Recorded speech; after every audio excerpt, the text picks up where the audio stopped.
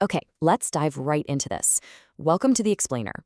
Today, we're unpacking one of the absolute trickiest parts of modern family life, which is navigating early childhood in a world that is just completely dominated by digital devices.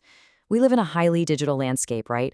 As caregivers, technology is totally woven into our daily routines. But when it comes to the developing minds of babies and toddlers, the research is actually pointing us back to a very fundamental truth. So today we're going to look closely at the science of early development to understand exactly why screen-free play remains vital for toddlers compared to digital media use and what it really means for our kids' growing brains. Are screen media the new pacifiers? Let's be completely honest for a second. We have all been there. You're at a restaurant, or you're stuck in mind-numbing traffic, or maybe you're just desperately trying to answer one important email, and your toddler starts having a massive meltdown. The temptation to just hand over a glowing smartphone or tablet to instantly quiet the storm, it is incredibly strong, and it's completely valid to acknowledge the daily bone-deep exhaustion that caregivers face. Screens offer a fast, reliable mute button. But we really have to ask ourselves, what's the hidden cost of using digital media to soothe our kids? Well, some really fascinating and honestly a bit sobering research came out of UC Irvine in April 2026 that sheds light on this exact issue. They found that parental reliance on digital devices to calm youngsters is directly linked to behavioral problems later on. And here's why this matters so much. While a digital pacifier absolutely works in the heat of the moment to stop a tantrum, it actually backfires in the long run. When a screen distracts a toddler from their big feelings, they're literally robbed of the opportunity to practice emotional regulation. They aren't learning how to self-soothe or process that frustration. They're just being distracted from it. Which brings us to the science of connection and how the toddler brain actually learns. So the crucial point is, if screens are short-circuiting emotional regulation, how are these young brains actually supposed to be learning and growing? To really understand infant development, we have to talk about this brilliant concept from the Harvard Center on the Developing Child called serve and return. Think of it like a giant game of ping pong or tennis for the brain. A baby serves by babbling, pointing, or making a funny facial expression, and then the adult returns the serve by making eye contact, smiling back, or talking. Every single time this back and forth happens, literally millions of neural connections are sparking and forming in the child's brain. A toddler's brain desperately requires a human face and responsive communication to grow. It is the fundamental building block of all their future learning, communication, and social skills. And this brilliantly illustrates the core issue with digital devices for this age group. It's a stark contrast. On one side, you have passive screen exposure. It's one-way consumption, the digital world is flat, it's totally predictable, and most importantly, it entirely lacks emotional responsiveness. A video just cannot look a child in the eye and react to a sudden smile, right? On the other side, we have serve and return interactions. This is dynamic communication. It's active brain building. It's messy, highly responsive human connection. Screen-free play actually forces a child to engage with a three-dimensional world, which is something a screen simply cannot replicate. And look, this isn't just some fringe theory. We're talking about a rock-solid consensus from top health agencies globally, including the American Academy of Pediatrics. They all agree infants and young children learn best through direct interaction with caregivers, rather than passive screen exposure. To put that into perspective, it means that even those highly marketed, so-called educational apps cannot replace a responsive human being for kids under 2. The technology might be super flashy, but to a baby's brain, absolutely nothing is more educational than a caregiver's face and voice interacting with them in real time. That leads us into the technoference effect. What happens when parents check out? Because actually, this explainer isn't just about what our toddlers are looking at. We kind of have to flip the lens and look in the mirror at our own habits as adults. JAMA Pediatrics uses a term for this called technoference. It's essentially parent distraction with technology that interrupts human interaction. Our own smartphones are constantly pinging, buzzing, and demanding our attention. And every single time we break eye contact with our toddler to scroll on alert, we are interrupting that vital serve and return process. Studies strongly associate high levels of technoference with increased child behavior problems.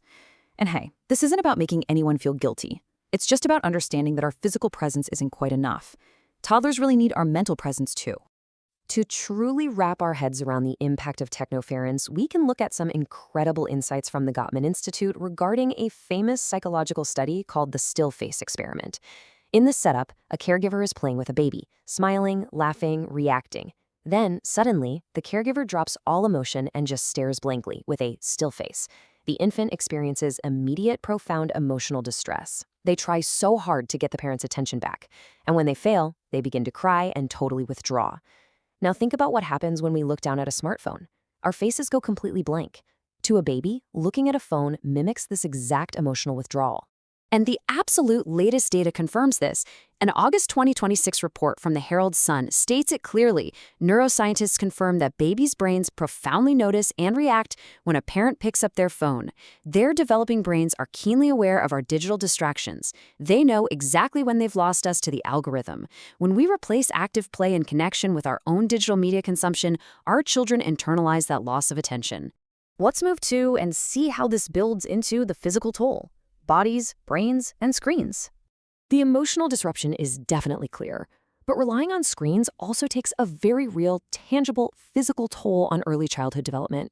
When we look at data from the World Health Organization and the CDC, we see that by replacing active, screen-free play with digital media, we're basically robbing toddlers of the physical movement their growing bodies absolutely require. We're talking about disrupted sleep patterns, often thanks to the blue light and overstimulation, as well as significantly reduced physical activity and increased sedentary behavior. We're even seeing risks of digital eye strain and headaches in very young kids, alongside difficulties with attention and focus. Think about it. A toddler's full-time job is to move, explore, drop things, run around, and climb. Screens force them to sit still in a way their biology simply isn't designed for yet. So what is the antidote? Restoring offline family life. Now, what's really interesting about this is that the antidote to all of this modern complexity is actually incredibly simple. It requires 0 subscriptions and 0 chargers. We're just talking about restoring offline family life. Based on recommendations from UNICEF and the American Academy of Pediatrics, here are 3 highly effective, totally actionable ways to embrace screen-free play.